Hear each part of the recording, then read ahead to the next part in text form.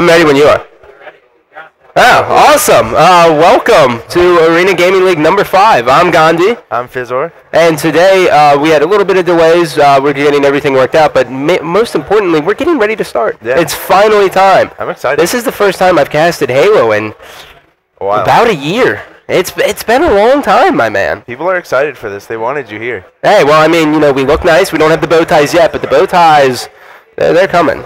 But I think the players are ready. And let's just go. I say we just go ahead and jump straight into the thing, man. Let's just get it going. We got a lot of games to crunch through. So we have Main Attraction taking on Cynical. That's correct. And the thing is I actually got to meet Arbin and Snake Solstice, and these two guys are awesome people. Yeah. Snakes picked me up from the airport, and Arbin was with them. And Arbin, I don't know if for any of you guys old school people out there, but Arbin looks just like old school D-Fury. And the match has started, and it looks like we are going to be starting off with Team Slayer on Abandon. Are we jumping on with Alumni, I'm assuming? It looks that way. Now, let's just talk about this Abandon here for a little bit. This Abandon is a little bit different than the one you're going to be playing in Throwdown from the competitive playlist. You have the overshield in the middle. Really, what's the big part of this map? Like, what's the big difference between this and the Throwdown one? This one, it seems like you really want to rotate around and just make sure you pick up the OS when you can, and just really control maybe a little bit of ring 3. And is the sniper still on beach in this? I believe so, yes. Then that's going to be a huge factor, and I know you're going to see a lot of people going. Oh, actually, I think it is top gold, to be perfectly honest. But anyways, Snake Solstice does have the sniper. He's going to be positioning himself top gold. The Alumni Warrior has no shields. He's getting shots. He's going to stay alive, pop back out, and he is going to be taken down.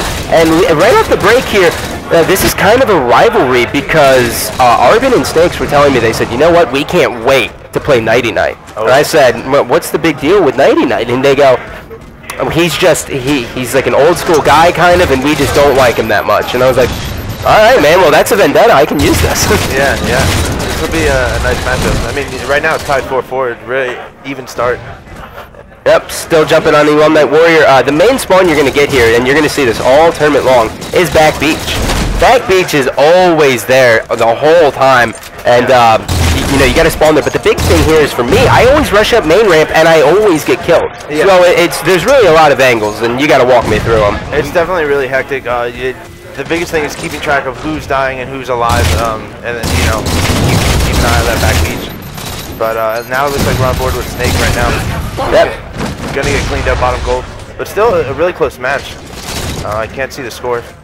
Yeah, it is 9-7 here in favor of Cynical. Main Attraction here is not. The thing that's weird, and I knew I was expecting this, is that this is the first game of the weekend, and so the big thing here is people are going to be shaky. Yeah. They may not have gotten the best sleep, but this is when they come in and they're about to fire, or they're going to, you know, crap the bed. Yeah, for sure. And Oh, Spinley getting taken down, and now Alumni Warrior will be able to grab that overshield, and this is, I believe, a double layer overshield, just like Throwdown. So it is imperative to get this, and now he's going to be throwing down shots. Another guy on main ramp. Nope, the guy kind of was smart, so he got out of there. Yeah, he's able to put some shots and stay alive, pick up another kill, and that's really good. He still has map control in ring 3, and right now I think they're in a good position. You know, they may be down a couple kills, but they looked all right. Alumni Warrior still patrolling ring 3. Arbin moving into blue jungle here. He does have the railgun, so you have to expect he's going to get a guaranteed kill with this gun. I mean, at this level, the railgun's such a power weapon in every way. For sure. I mean, if not one, it can be a quick couple kills if used correctly. That'll be Alumni Warrior getting into a battle, and he's going to clean that up. Nice team shot there. Snake Solstice actually getting an angle from purple trees to help him out. And at this level, dude, once again, we have to just keep talking about it, is the fact that communication, every call out is stressed, the intensity is there, and that's what we're going to be seeing a lot of. People who come out flat, they're not going to do the best. Oh, yeah. No, you got to be here ready to win. And there's a lot of angles and a lot of team shots, a lot of teamwork that's needed to do that. So we're definitely going to be looking for it all weekend. Yep, Cynical was not able to get that overshield because I don't believe it was coming up. I have a hard time seeing the game time and the score, but usually we should be able to see it up there, but I don't know. It is what it is. Alumni Warrior going to be taken out. Nighty Night going to be talking a little bit of trash there. All right, that's what I like to see. Nighty Night's going to be dropping bottom middle. He's got a teammate ring 3, and he also has one ring 1.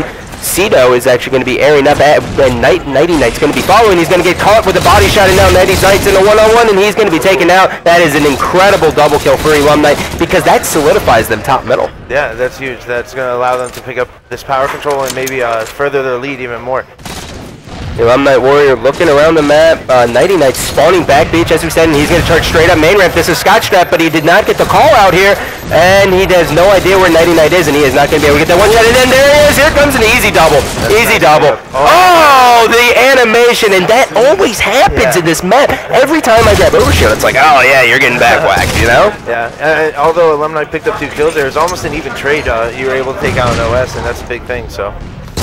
Humongous. Elum Knight Warrior getting ready to come up main ramp here. He hears the call out, but the big thing here is his opposition is all kind of scattered around purple trees with no angle of ring 3 really at all. And this is just going flawless for them. Arbin does have the sniper. He's going to be able to connect with the body shot.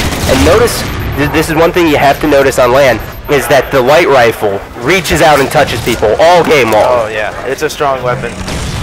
Definitely, you know, especially these first couple AGLs may not have been used as much, but now that people are kind of adjusted to it, getting comfortable, I think we're going to see a good amount of light rifle play this tournament. Oh, for sure. Arbin's going to be able to connect with the body shot there. He is just staying alive, waiting for his teammate. Now, they don't really need to worry about anything here. They are up by 15 kills, and they're just doing such a good job at controlling top goal. And the one thing I've noticed, Fizzer, and I don't know if you've been paying attention here, but they're always in a position where they can drop down and escape, and then get back up and help each other. So that is a very good sign for this squad.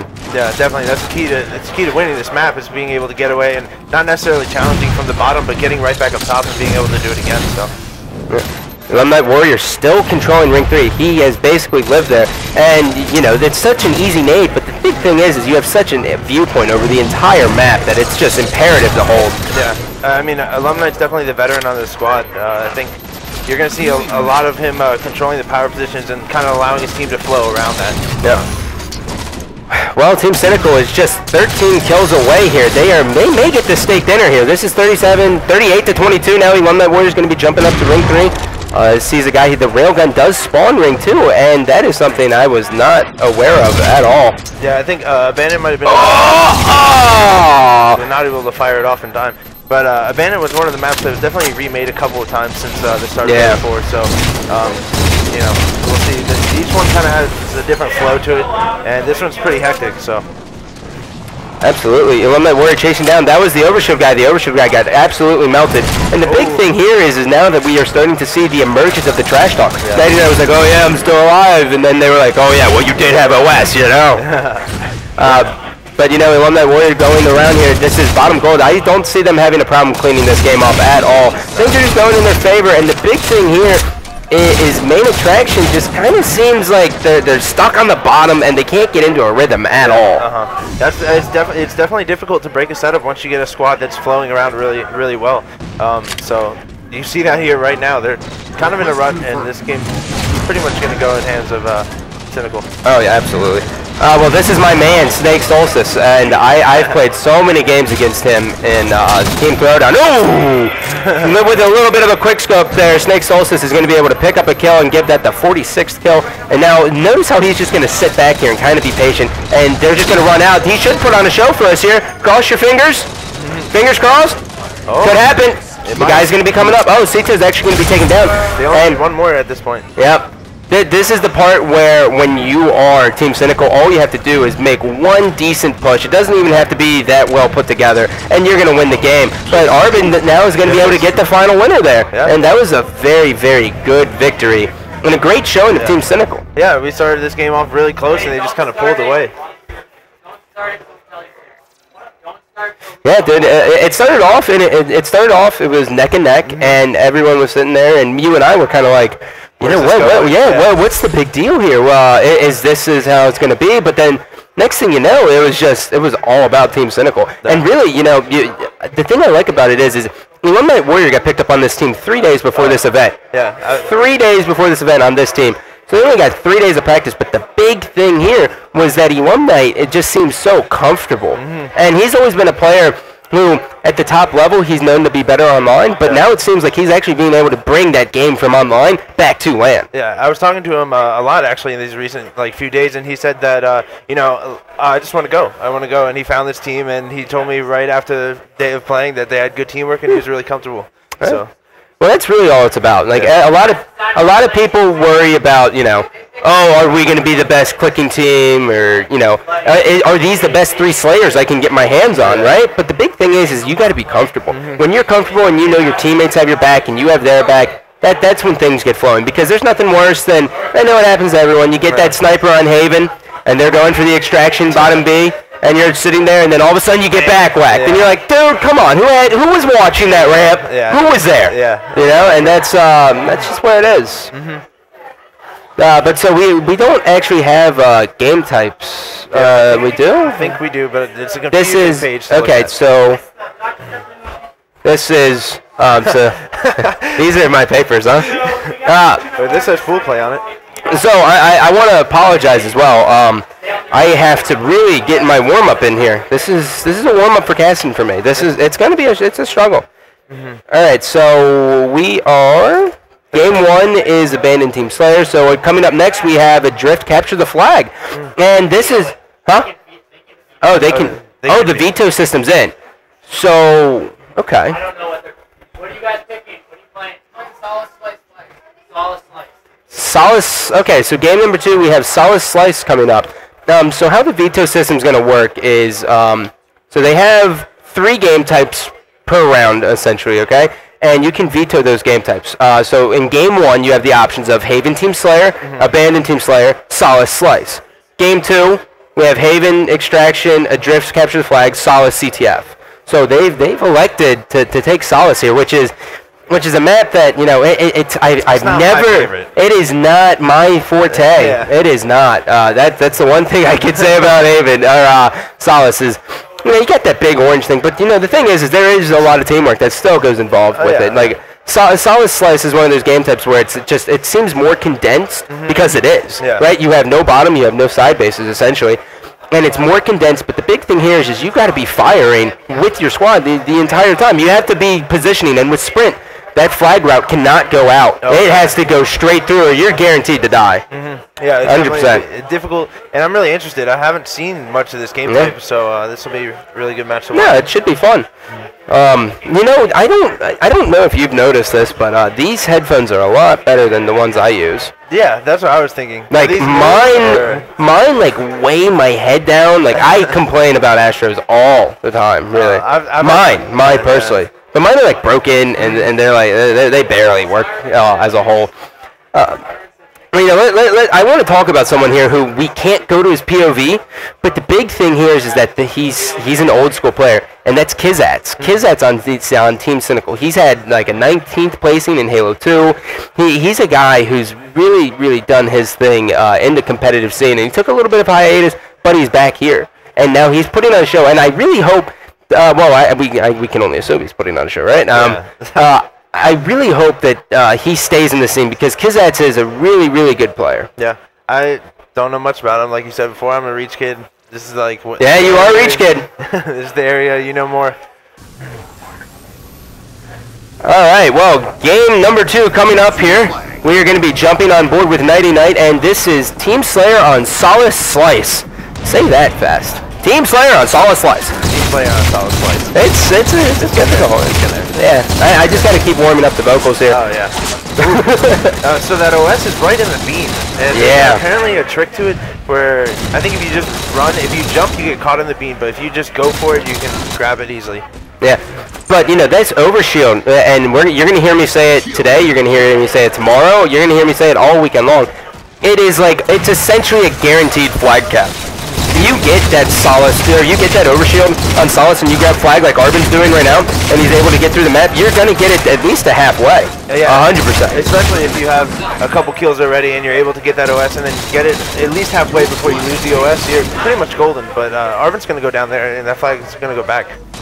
Yep, that's going to be 3 members down here for Cynical, and now Nighty Night's coming off the respawn. He does have his teammates in his opposition's base, and the good thing here now is that he's going to have a flank, and he's putting down shots on the guy top sniper, Oh, the beam! The beam will get you. But this is what you're noticing right here.